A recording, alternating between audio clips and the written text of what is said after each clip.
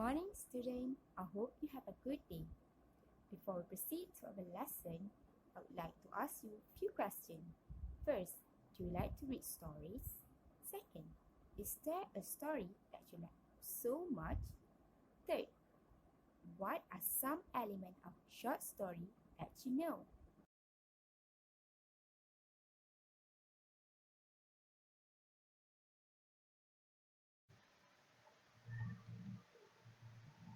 For today's lesson, we will learn about short story Tanjong Rhu by Minfong Ho.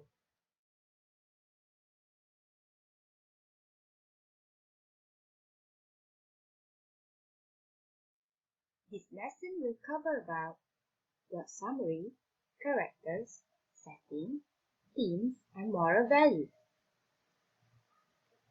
First, plot summary.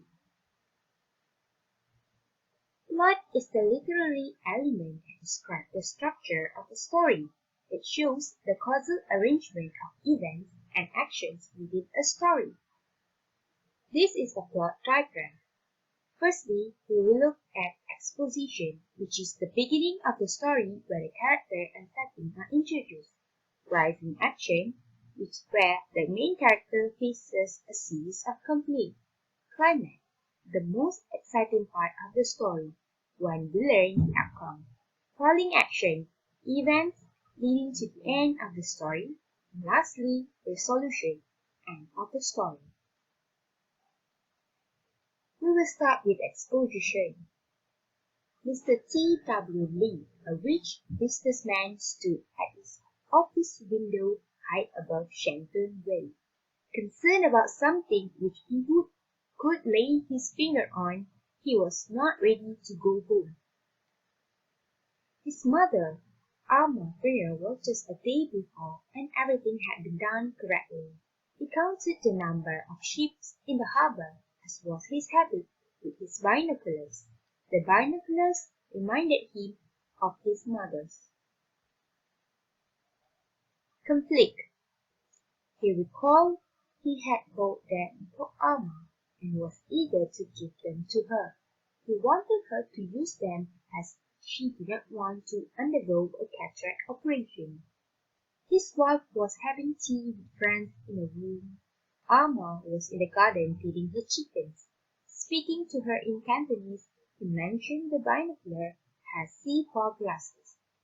Alma was irritated as it reminded her of her refusal to have a cataract operation. Later, she mentioned her willingness to use them at his office to see Tanjong Rhu, where her husband's shipyards used to be. Climax. Next morning, Alma prayed in the altar room. Then she talked to her pet husband to inform him of her going to their son's office. Her granddaughter Yi offered to do the praying with the joss sticks for her, but she would not allow it. Mr. Li ticked off Yi for criticizing her grandmother for wanting to do things her way. While waiting for Alma, Mr. Li looked at his father's photograph and remembered their time together.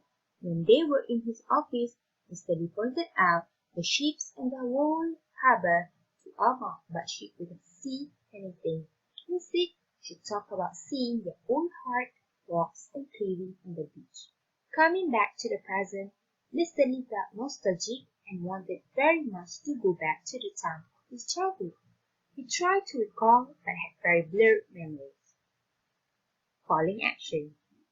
He recalled that he tried to ask Alma again, but by then he had become very sick and was bedridden in hospital, unable to move or talk very much.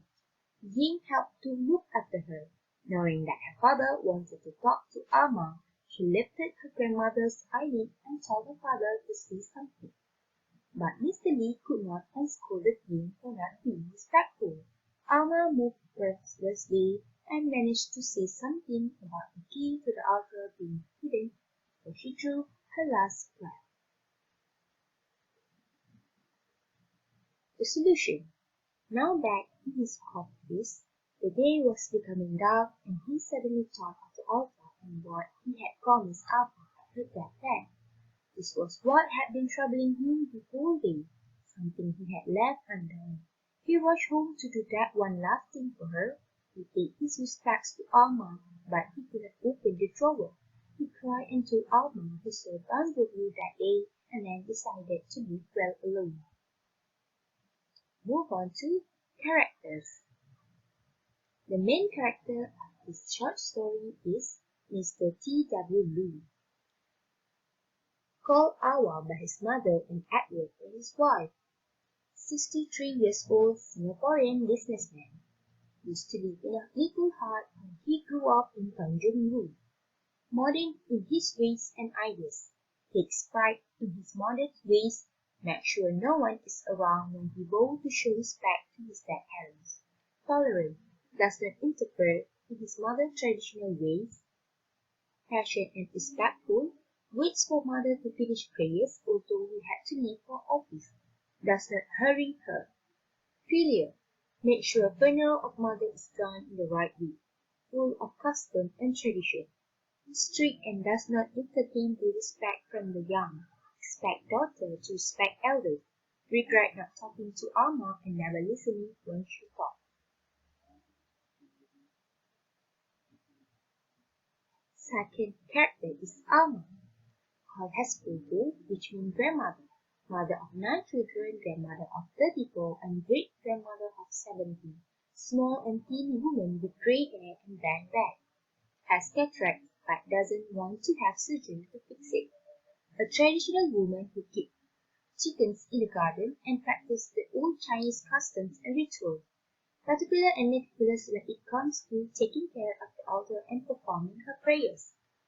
Yearns to see Tanjong Rhu, where she used to live years ago. A simple woman who is content with what she has, seems to belong in the past as she is often lost in memories and likes to relate stories of the past.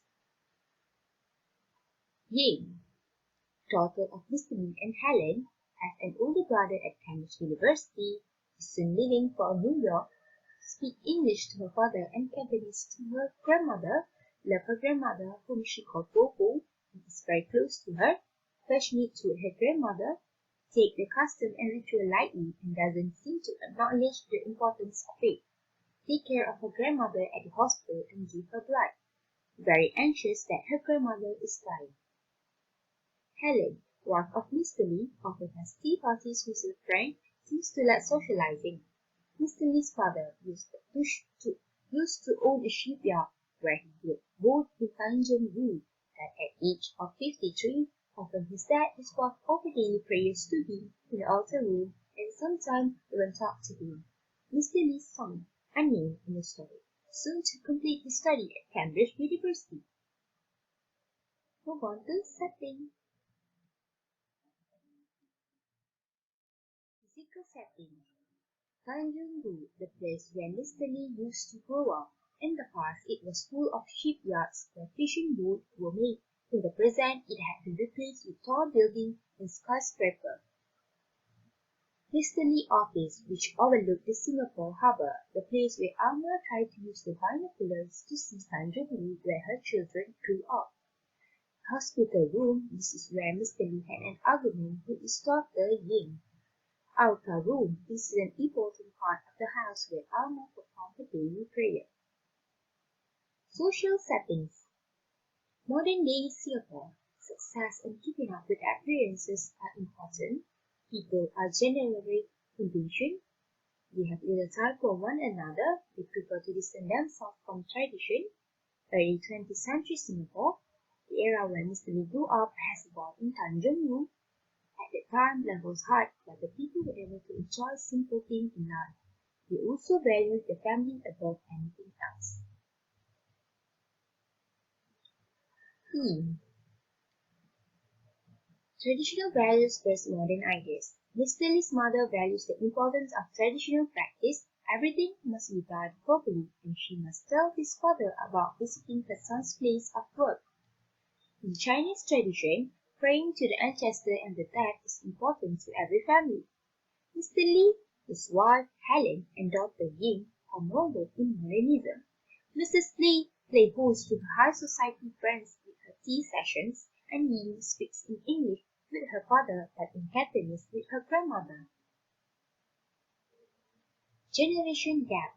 A picture of a big generation gap arises, with a conservative mother who refuses to have her eyes cut open, a severe and slightly self-centered father who always assumes young people do not respect the elders, and a naive daughter who openly shows her feelings and opinion without considering her audience. This generation gap is a result of modernization eating into old women, causing each generation to misunderstand. It's a common situation faced by people living in rapidly growing societies. Lastly, regret. Mr. Lee reflected how he treated Alma in the past. He never paid attention to his mother's story when he was alive. When she had passed away, his question would remain unanswered for the rest of his life. Lastly, moral values. Although we live in a modern world, we must not forget our traditional values. We must learn to appreciate our loved ones while we can. Money can buy most things, but it cannot buy everything.